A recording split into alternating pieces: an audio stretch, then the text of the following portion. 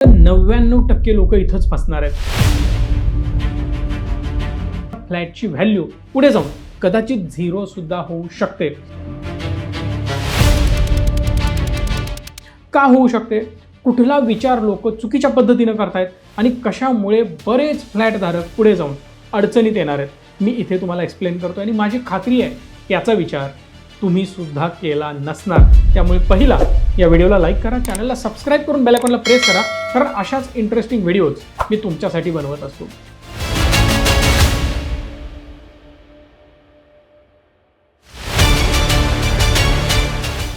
Basically एखादा flat जेव्हा आपण परचेस करतो तेव्हा आपल्या डोक्यामध्ये एकच विचार असतो, फ्लॅट बिल्डिंग दिसायला छान असायला पाहिजे, लक्झरियस असायला पाहिजे, मला एवढा स्क्वेअर फूट फ्लॅट हवा आहे, तेवढा स्क्वेअर फूट मी परचेस केला.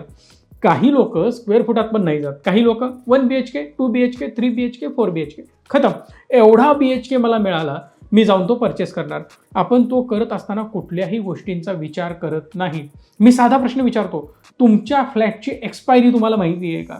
तुमच्या फ्लॅटचा UDS तुम्हाला माहिती आहे का? एक असा रेशो मी तुम्हाला सांगेन जो ऐकता क्षणी डोक्यात मोठा प्रकाश पडेल. तुम्हाला वाटेल, अरे यार, हे जर आधी माहिती असतं ना, मी खूप चांगला पैसा रिअल इस्टेटमधून सुद्धा कमवला असता. कारण बऱ्याच लोकांना काय वाटतं की आम्ही मार्केट रिलेटेड बोलतो किंवा म्युच्युअल फंड रिलेटेड बोलतो किंवा इन्शुरन्स रिलेटेड बोलतो, सो दॅट रिअल इस्टेटला माझा विरोध आहे. बिलकुल नाही. माझा स्वतःचा रिअल इस्टेटचा बिझनेस आहे आणि आय नो आतल्या गोष्टी काय आहेत आणि मी त्या ट्रान्सपरंटली लोकांसमोर मांडत असतो. बेसिकली एखादा फ्लॅट परचेस करताना एक महत्त्वाची गोष्ट आपल्याला बघायची आहे की ते कन्स्ट्रक्शन कुठल्या पद्धतीनं केलं जातं. जुन्या पद्धतीचं कन्स्ट्रक्शन असेल तर बट ऑब्वियस आहे 30-40 वर्ष खूप झाली त्याची लाईफ. आता कुठलीही लाईफ एक्झॅक्ट नंबर्समध्ये दिलेली नसते. आता ते ठरतं कशावर की आपण ते कशा प्रकारे युटिलाइज करतो, सीवेज कशा प्रकारचं आहे किंवा वॉटर ट्रीटमेंट आधी कशी झाली आहे, कन्स्ट्रक्शन कुठल्या लेवलचं आहे, मटेरियल कुठलं आहे. त्याचबरोबर तुम्ही मायवनमध्ये कन्स्ट्रक्शन केलं आहे की रेग्युलर पद्धतीनं कन्स्ट्रक्शन केलं आहे. बऱ्याच लोकांना मायवनबद्दल खूप निगेटिव्हिटी आहे, पण हाय राईज मोठमोठ्या बिल्डिंग सगळ्या मायवनमध्ये आत्ता बनत आहेत, कारण त्याची स्ट्रेंथ आणि त्याची क्वालिटी, त्याचं फिनिशिंग आणि त्याचं आउटपुट हे बेटर असतं रेग्युलर कन्स्ट्रक्शन प्रोसेसपेक्षा. आहे सेम RCC असतं, सेम प्रोसेस असते, फक्त तिकडे ॲल्युमिनियम वापरलं जातं. सिंगल शॉट किंवा एकाच वेळेमध्ये तुमच्या वॉल असेल, बीम असेल, हे सगळं कॉन्क्रीटमध्ये एकाच वेळी बनतं. त्यामुळे ते बेटर फिनिशिंग, बेटर क्वालिटी आपल्याला प्रोव्हाइड करत असतं. आता लोड बेरिंगचं कन्स्ट्रक्शन असेल किंवा नवीन आपल्या पद्धतीने केलेलं कन्स्ट्रक्शन असेल, याची लाईफ जर तुम्ही बघितली ना, लोड बेरिंगचं थोडंसं कमी असतं. जसं आपण डिस्कस केलं 30-40 वर्ष वगैरे खूप झालं किंवा कदाचित 100-200 वर्ष पण चालेल. जुनी घरं खूप वर्ष चालतात, पिढ्याने पिढ्या पुढे हँडओव्हर करत जातो आपण. पण अपार्टमेंटमध्ये, फ्लॅटमध्ये या गोष्टी होणार नाही, कारण आपण त्याचं स्ट्रक्चरल इन्स्पेक्शन करत असतो. इन्स्पेक्शन केल्यामुळे काय होतं, आपल्याला त्याचं स्ट्रक्चर किती स्ट्रॉंग आहे, अजून किती वर्ष ती बिल्डिंग चालू शकते, कधी ती पडू शकते, याचा क्लिअर अंदाज आपल्याला तिकडे येतो. परिणामी आपण पुढे ॲक्शन घेऊ शकतो. मग आता एक विचार येतो, आपल्या बिल्डिंगची एक्सपायरी काय असू शकते? 30-40 मॅक्स 50 वर्षापर्यंत आपण याला पकडून चालूयात. आता लवकरात लवकर एक्सपायरी आली तरी सुद्धा आपला लवकरात लवकर मोठा फायदा होऊ शकतो. याचं लॉजिक मी तुम्हाला समजावून सांगतो. एखादा फ्लॅट आपण परचेस करतो, बरेच लोक म्हणतात, काय यार तू चाळीमध्ये राहणार, वर हवेत तरंगणार, ना खाली बेस तुझा आहे, ना साईडच्या 4 भिंती तुझ्या आहेत, प्रत्येक ठिकाणी दुसऱ्याचा कंट्रोल, वावर वगैरे वगैरे, आणि तुझ्याकडे जमीनच नाही आहे, तू तर हवेतच आहेस. मग या कन्सेप्ट जर तुमच्याही डोक्यामध्ये असतील तर ते डोक्यातनं काढून टाका.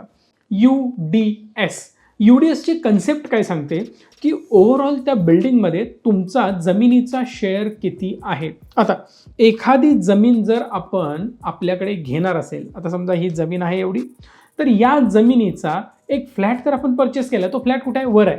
1, 2, 3 आणि 4 फ्लोअर्स आहेत. ही खाली माझी जमीन आहे. या जमिनीवर जरी मी 3ऱ्या-4थ्या फ्लोअरवर असलो तरी सुद्धा माझा एक अनडिवायडेड शेअर या लँडमध्ये आहे. यालाच म्हटलं जातं UDS. सोप्या भाषेत एक लँड आहे 10,000 स्क्वेअर फूटची. गव्हर्नमेंटनी FSI दिला 2चा. आता FSI काय असतो? सिम्पल आहे की जेवढी तुमची जमीन आहे त्याच्यावर तुम्ही किती कन्स्ट्रक्शन करू शकता. 2 FSI म्हणजे 10,000 गुणिले 2 तुम्ही करायचं आहे, म्हणजे 20,000 स्क्वेअर फूटचं मला इथे कन्स्ट्रक्शन करता येतं. या 20,000 स्क्वेअर फूटच्या कन्स्ट्रक्शनमधला for an example 5,000 square foot माझा आहे, म्हणजे मी परचेस केला आहे ॲज अ फ्लॅट किंवा कमर्शियल प्रॉपर्टी किंवा मी 2 फ्लॅट्स घेतलेत वगैरे वगैरे. 5,000 माझा झाला. 20,000 मधला 5,000 जर माझा असेल तर 4था हिस्सा माझा आहे. मग याचा UDS किती येणार? 1/4 येणार. म्हणजे जी जमीन आहे ना त्या जमिनीतला चौथा हिस्सा माझा असणार आहे. हे लक्षात घ्या. हे बिल्डरला विचारायचा माझा UDS किती आहे. त्याशिवाय जर तुम्ही बाय करत असाल तर तुम्ही फसणार आहात, एवढं लक्षात ठेवायचं. आता एक इम्पॉर्टंट फॅक्ट मी तुम्हाला सांगतो आणि इथं खरी गेम ठरते. 10,000 स्क्वेअर फूटमधला चौथा भाग म्हणजे 2,500 स्क्वेअर फूट जमिनीचा हिस्सा माझा असणार आहे. आता गेम एक्सप्लेन करायला सुरू करतो. उदाहरणार्थ आता मी एका ऑफिसमध्ये आहे. हे माझं ऑफिस कुठे आहे तुम्हाला माहिती आहे? राजारामपुरी फर्स्ट लेन.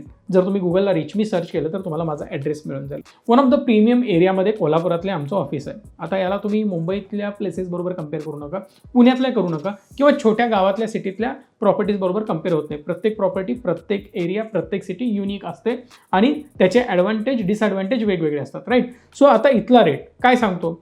समवेअर अराउंड 8,000 रुपये स्क्वेअर फूट तुम्हाला रेसिडेन्शियल प्रॉपर्टी मिळते. कमर्शियल प्रॉपर्टी जर तुम्हाला ऑफिस स्पेस बाय करायचं असेल 10,000 ते 15,000 रुपये पर स्क्वेअर फूट रेट आहेत. पण जर खाली गाळे परचेस करत असाल तर ते रेट 25,000, 30,000, 40,000 पर्यंत वगैरे जातात. यात इंटरेस्टिंग फॅक्ट काय येते की मी कुठली प्रॉपर्टी काय रेटला परचेस करतोय. आता मजेदार गोष्ट लक्षात घ्या बरं का. UDS कसा कॅल्क्युलेट केला जातो? तर माझ्याकडे असलेली स्पेस ती माझ्या ओव्हरऑल कन्स्ट्रक्शनच्या किती पर्सेंटेज आहे. आता उदाहरणार्थ प्लॉट 10,000चा आहे, 20,000 स्क्वेअर फूटचं कन्स्ट्रक्शन झालं. यामधलं 5,000 स्क्वेअर फूट माझा आहे म्हणजे 1/4 हिस्सा माझा आहे. जमिनीतला पण 1/4 हिस्सा माझा असणार आहे. ही कन्सेप्ट तुम्हाला क्लिअर झाली. पण याच्या पुढची गेम लक्षात घ्या. माझा आहे गाळा ग्राउंड फ्लोअरला, तो 30,000 रुपये पर स्क्वेअर फूटनं मी घेतलाय. आणि माझा एक फ्लॅट आहे 4थ्या फ्लोअरला, तो मी 8,000 रुपये पर स्क्वेअर फूट प्रमाणे परचेस केलेला आहे. 8 चोक 32 म्हणजे जवळपास 4 पटीनं महाग जागा आहे त्याच बिल्डिंगमध्ये ग्राउंड फ्लोअरला असलेली. नो डाऊट रेंट वगैरे वेगळा येईल, याला डिमांड जास्त असेल, वरच्या फ्लॅटला भाडं कमी येणार वगैरे वगैरे, हे मी एका बाजूला ठेवतोय. पण एक मजेदार गोष्ट लक्षात घ्या. UDS जर तुमच्या बिल्डरने तुम्हाला सेम दिला असेल तर लंका लागू शकते. का? ज्या वेळेला ती बिल्डिंग डिमॉलिश होणार वेगवेगळे त्यावर ॲक्शन्स घेतले जाऊ शकतात. आता हे वेगवेगळे ॲक्शन्स काय असू शकतात? समजा ती गव्हर्नमेंटच ॲक्वायर करू शकते जागा, whether it is for any project किंवा काही असेल, अशा खूप बेअर मिनिमम केसेस आहेत. दुसरी गोष्ट काय होऊ शकते? रिडेव्हलपमेंटला जाऊ शकते. आता यामध्ये लॉजिक काय असतं मी तुम्हाला सांगतो. फ्लॅट आहेत, किती आहेत? 20 फ्लॅट आहेत. या 20 फ्लॅटमध्ये जे लोक राहत असतात ते लोक विचार करतात की आता कन्स्ट्रक्शन आमचं थोडंसं वीक झालं, स्ट्रक्चर थोडंसं वीक आहे, we have to reconstruct again. पण आपण पैसा नाही लावायचा, आपण एका बिल्डरला इन्व्हॉल्व करूया, त्याला सांगूयात तुम्हाला रिकन्स्ट्रक्शन करून दे. आता जसं मी मगाशी सांगितलं FSI किती होता? 2. आता FSI किती होणार? 3, 4, 5. वाढला का? कशासाठी वाढला? ज्या वेळेला एका जागेमध्ये जास्त लोकांना राहायचं असतं, डिमांड ॲग्रेसिव्हली वाढायला लागते, त्या वेळेला तिथे FSI वाढवून दिला जातो. परिणामी टोले जंग इमारती उभारायला सुरू होतात. तुम्ही कोल्हापूरमध्ये जर बघितलं असेल किंवा इव्हन मुंबई पुण्याचं मी उदाहरण का देत नाही तर ते खूप वर्षापूर्वी डेव्हलप झालेत. राईट. कोल्हापूरचं उदाहरण बिकॉज मी इथलाच आहे, मला माहिती आहे. माझ्या डोळ्यासमोर हायराईज बिल्डिंग आत्ता बनत आहेत. याच्या आधी एवढ्या हायराईज बिल्डिंग नव्हत्या. 3, 4, 5 मजले खूप झाले.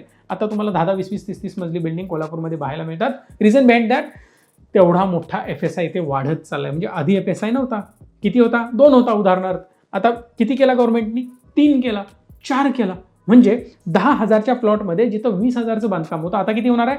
40,000चं बांधकाम होणार आहे बिकॉज ऑफ 4 FSI. मी ठोक ताळी मांडतो, एक्झॅक्ट पॉईंटमध्ये कॅल्क्युलेशन करत नाहीये, ते तुम्हाला इझिली समजून जावं म्हणून.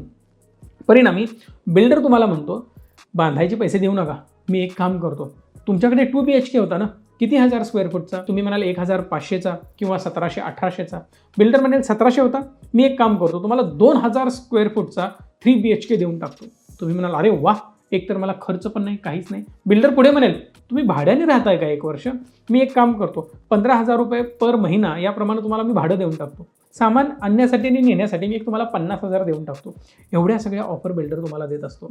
यामुळे काय होतं की समजा 20,000चं आधीचं बांधकाम होतं, 20,000च्या ऐवजी तो तुम्हाला एक्स्ट्रा कमिट करतो आणि 25,000 ते 26,000 तुम्हाला देऊन टाकतोय. उर्वरित 15,000 14,000 जे काही असेल ते बिल्डरला शिल्लक राहील आणि बिल्डर ती प्रॉपर्टी, ते अपार्टमेंट किंवा ते जे काही गाळे असतील ते विकून टाकतो. परिणामी बिल्डिंग बांधण्याचा खर्च, तुमच्यावर केलेला खर्च, हे सगळं सोडून त्याला एक्स्ट्रा पैसे शिल्लक राहतात. याचा अर्थ काय? एक्स्ट्रा पैशातून त्याचं प्रॉफिट बनतं. परिणामी बिल्डर त्यातून खूप चांगले पैसे कमवतो. आता आपण काय बघायला पाहिजे? पहिली गोष्ट, एक्सपायरी जेव्हा येईल तेव्हा या प्रॉपर्टीचं काय होऊ शकतं? UDS माझा काय आहे, माझा जमिनीतला शेअर किती आहे.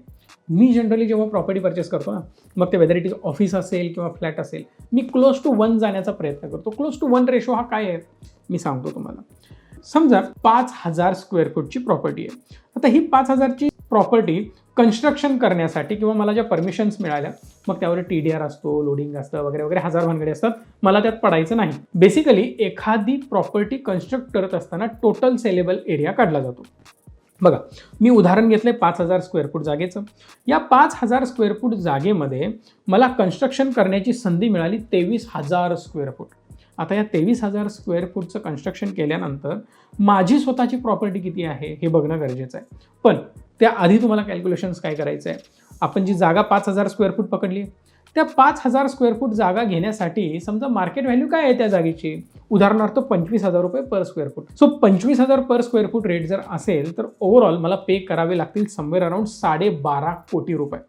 आता 12.5 कोटी रुपये मी दिले, पण यामध्ये 23,000 स्क्वेअर फूटचं कन्स्ट्रक्शन झालंय.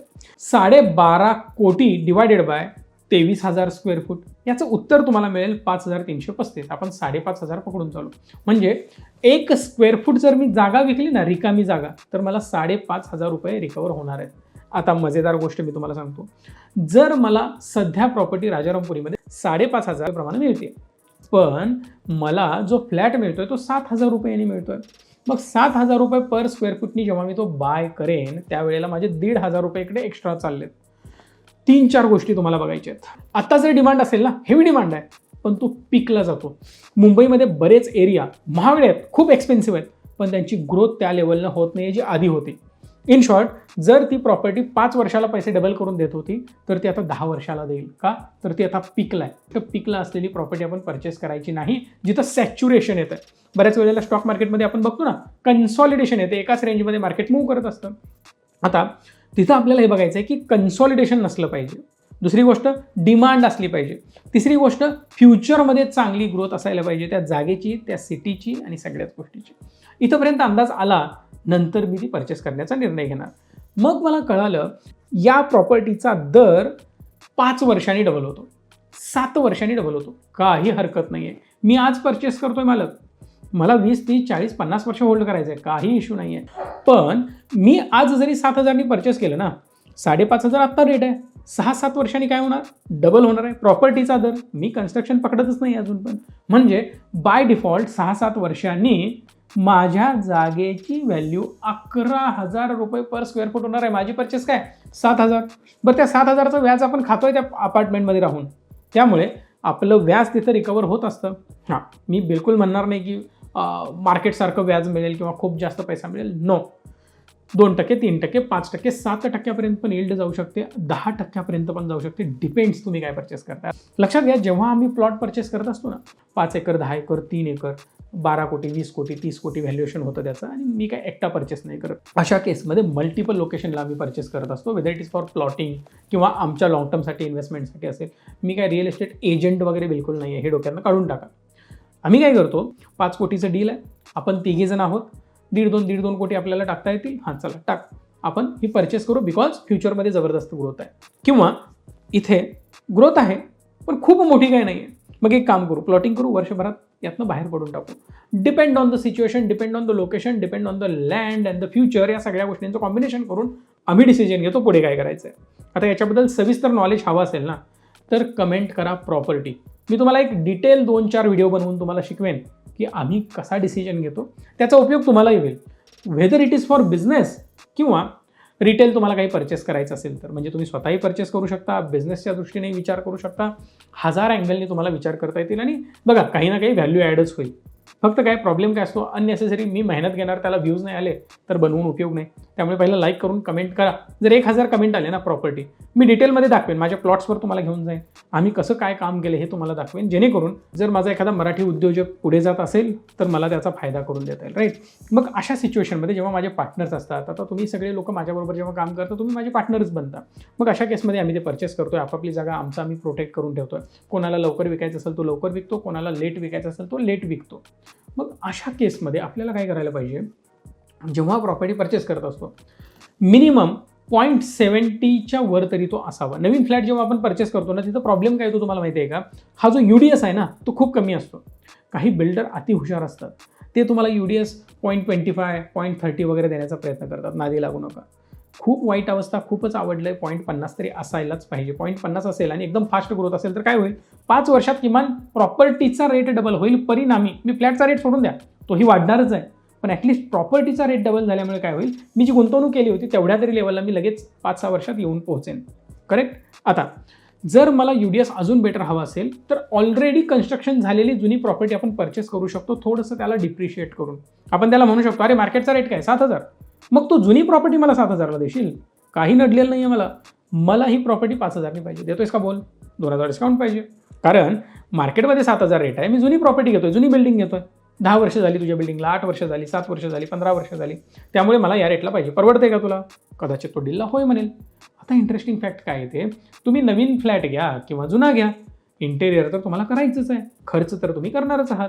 सो जुनी जरी प्रॉपर्टी असेल 5-7 वर्षापूर्वीची, 10 वर्षापूर्वीची, तरीसुद्धा इंटेरियर आपण खूप सुंदर करू शकतो आणि नव्यासारखं चकचकीत होऊन जाईल, कारण आतलं काही कोणाला दिसतच नसतं, राईट? सो अशा केसमध्ये काय होतं की तुमचा UDS हा बेटर बनतो.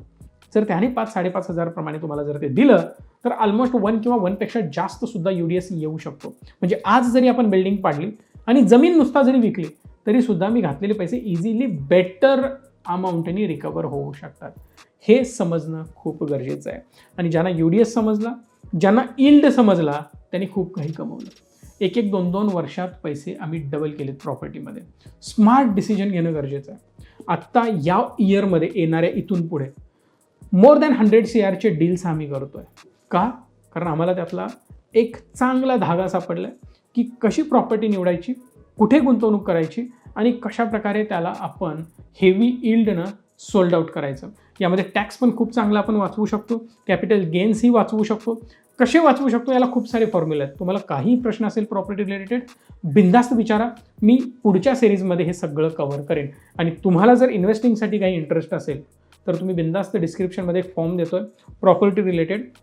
जर तुम्ही मोठ्या अमाऊंट इन्व्हेस्ट करणार असाल आणि तुम्हाला वाटत असेल कोल्हापूरसारख्या एरियामध्ये करायचं आहे, तुम्हाला आमच्यासोबत काम करायचं आहे, ऑलवेज वेलकम. तुम्हीही आमच्यासोबत येऊ शकता, कारण कन्सिस्टंटली आम्ही प्रत्येक ठिकाणी थोड्या थोड्या प्रॉपर्टी परचेस करत असतो. आणि जिथं आपला होल्ड आहे, जिथं आपल्याला चांगलं समजतं, कोल्हापूर भाग तर आमचाच आहे. सो कोल्हापूर, सांगली या जिल्ह्यांमध्ये ना, मिरज म्हणा किंवा इकडे थोडंसं बेळगावपर्यंत वगैरे किंवा इकडे थोडंसं कोकणपर्यंत चांगला प्रभाव असल्यामुळे, चांगला कंट्रोल असल्यामुळे, यंत्रणा सगळी माहिती असल्यामुळे आम्ही खूप चांगले डील्स बनवत असतो आमच्या स्वतःसाठी. बरं, आमच्यासाठी आम्ही करतोयच, पण आमचे जे मित्र, जुने इन्व्हेस्टर्स आहेत त्यांचाही फायदा होऊ दे. मीही परचेस करतोय, तुम्हीही करा. या लेवलनं आपण जाऊ शकतो. तुम्हालाही इंटरेस्ट असेल आणि आमचे जुने ग्राहक तुम्ही वगैरे असाल तर बिंदास्त फॉर्म भरून टाका. यात काही शंका असेल मला विचारू शकता. या व्हिडिओला लाईक, शेअर आणि चॅनलला पहिला सबस्क्राईब करा, कारण अशा खूप महत्त्वाच्या व्हिडिओ मी तुमच्यासाठी बनवतोय जे मार्केटमध्ये ऑलमोस्ट कोणी नाही बनवत. धन्यवाद. Stay tune and stay positive.